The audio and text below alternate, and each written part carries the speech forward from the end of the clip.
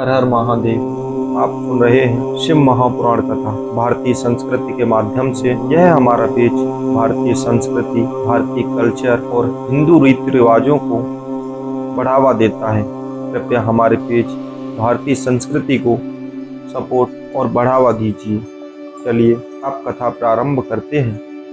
रुद्र संहिता द्वितीय सती खंड 32वां अध्याय। प्रमथगणों सहित वीरभद्र और महाकाली का दक्ष यज्ञ विध्वंस के लिए प्रस्थान। दक्ष तथा देवताओं को अपशकुन एवं उत्पात सूचक लक्षणों का दर्शन एवं भय होना। ब्रह्मा जी कहते हैं, नारद महेश्वर के इस वचन को आदर पूर्वक सुनकर वीरभद्र बहुत संतुष्ट हुए। उन्होंने महेश्वर को प्रणाम किया। तत्पश्चात उन देवादिदेव शूली की उपयुक्त आज्ञा को शिरोधार्य करके वीरभद्र वहां से शीघ्र ही दक्ष के यज्ञ मंडप की ओर चले। भगवान शिव ने केवल शोभा के लिए उनके साथ करोड़ों महावीर गणों को भेज दिया, जो प्रलय अग्नि के समान तेजस्वी थे। वे कौतूहलकारी प्रबल वीर प्रमथगण वीरभद्र के आगे और पीछे भी चल रहे थे। काल के भी काल भगवान रुद्र के वीरभद्र सहित जो लाखों पार्षद गण थे, उन सब का स्वरूप रुद्र के ही समान था। उन गणों के साथ महात्मा वीरभद्र भगवान शिव के समान ही वेशभूषा धारण किए रथ पर बैठकर यात्रा कर रहे थे। उनके 1 सहस्त्र भुजाएं थीं। शरीर में नागराज लिपटे हुए थे।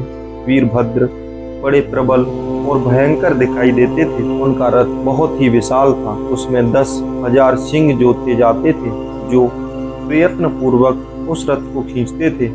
उसी प्रकार बहुत से प्रबल सिंह, शार्दूल, मगर, मत्स्य और सहस्त्रों हाथी उस रथ के पार्श्व भाग की रक्षा करते थे। काली, कात्यायनी, ईशानी, चामुंडा, मुंडमर्दिनी, भद्रकाली, भद्रा, त्वरिता तथा वैष्णवी इन नवदुर्गाओं के साथ तथा समस्त भूतगणों के साथ महाकाली दक्ष का विनाश करने के लिए चली। डाकिनी, शाकिनी, भूत, प्रमथ, गुहा, कुष्मांड, परपट, चटक, ब्रह्मराक्षस, भैरव तथा क्षेत्रपाल आदि ये सभी वीर भगवान शिव की आज्ञा का पालन एवं दक्ष का यज्ञ विनाश करने के लिए तुरंत चल दिए। इनके सिवा 64 गणों के साथ योगिनियों का मंडल भी सहसा कुपित हो दक्ष का विनाश करने के लिए वहां से प्रस्थित हुआ। इस प्रकार कोटि कोटि गण एवं विभिन्न प्रकार के गणाधीश वीरभद्र के साथ चले। उस समय भेरियों की गंभीर ध्वनि होने लगी। नाना प्रकार के शब्द करने वाले शंख बज उठे। भिन्न भिन्न प्रकार की सींगें बजने लगी। महामुनि सेना सहित वीरभद्र की यात्रा के समय वहां बहुत से सुखद शकुन होने लगे। इस प्रकार जब प्रमथगणों सहित वीरभद्र प्रस्थान किया, तब उधर दत्त तथा देवताओं को बहुत से अशुभ लक्षण दिखाई देने लगे। देवर्षि यज्ञ विध्वंस की सूचना देने वाले त्रिविध उत्पात प्रकट होने लगे। दक्ष की बाईं आंख, बाईं भुजा और बाईं जांघ फड़कने लगी। साथ वाम अंगों का वह फड़कना सर्वथा अशुभ सूचक था और नाना प्रकार के कष्ट मिलने की सूचना दे रहा था। उस समय दक्ष की यज्ञशाला में धरती डोलने लगी। दक्ष को दोपहर के समय दिन में ही अद्भुत तारे दिखने लगे। दिशाएं मलिन हो गईं। सूर्यमंडल चितकबरा दिखने लगा। उस पर हजारों घेरे पड़ गए, जिससे वह भयंकर जान पड़ता था।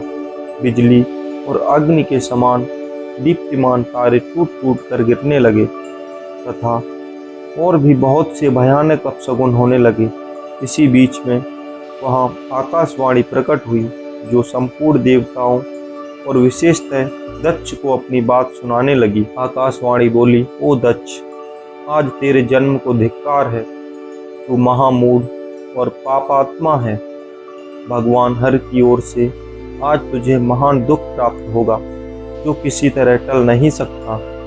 अब यहाँ तेरा हाहाकार भी मुनि आकाशवाणी की यह बात सुनकर और पूर्वोक्त अशुभ सूचक लक्षणों को देखकर दक्ष तथा दूसरे देवता आदि को भी अत्यंत भय प्राप्त हुआ। उस समय दक्ष मन ही मन अत्यंत व्याकुल हो कांपने लगा और अपने प्रभु लक्ष्मीपति भगवान विष्णु की शरण में गए। वे भय से अधीर हो बेसुध हो रहे थे। उन्होंने स्वजन वत्सल देवादिदेव भगवान विष्णु को प्रणाम किया और उनकी स्तुति करके कहा। इसी के साथ यह अध्याय समाप्त होता है।